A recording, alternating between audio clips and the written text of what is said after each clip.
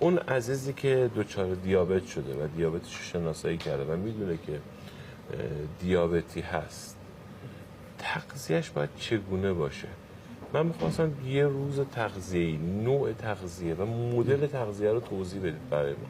ببینید توی افرادی که دیابتی هستن یه نکته خیلی مهمه. ما الان تو جمعیتمون اکثر دیابتی هایی که داریم دیابت نوع 2 هستن. دیابتیه که بیشتر به علت چاقی و اضافه وزن معمولا برای سبک زندگی ناسالم اتفاق میفته. جمعیتی که فعالیت بدنی نداره، غذاهای سالم نمیخوره، چاق هم هست، به خاطر این ریسک دیابتی شدنش خیلی بالاتر هست.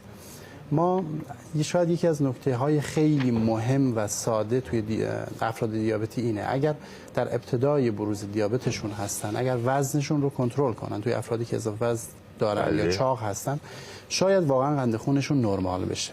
من خودم مریض‌هایی رو داشتم که با قند 400 اومده، با تریگلیسیرید 500، با 2 ماه رژیم خوب رعایت کردن، هر دوتاش نرمال شده. پس دیابت اگر واقعا لایف استایل رو سالم کنن، سبک زندگی رو مناسب کنن، قابل برگشت هست توی افرادی که بروزش تازه داره اتفاق میفته. اما از نظر تغذیه‌ای مسئله که فوق العاده مهم هست، ما بهش خیلی تاکید داریم، این افرادی که دیابتی هستن باید توی رژیمشون کربوهیدراتی رو که مصرف میکنن بین وعده‌های غذایی توزیع کنند.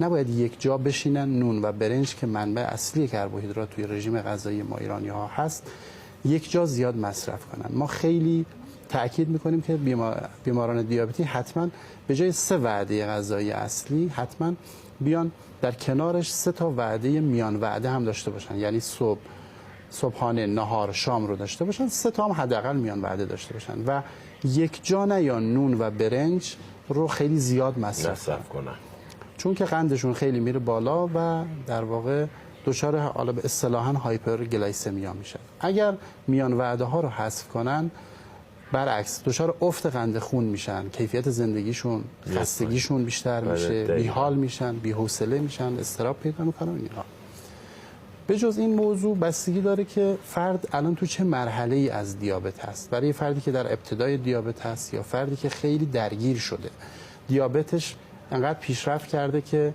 دچار مشکلات بینایی شده، دچار مشکلات کلیوی شده، این افراد هرچی رشد و پیشرفت دیابت بیشتر شده باشه نیاز به حساسیت‌های بیشتری هست.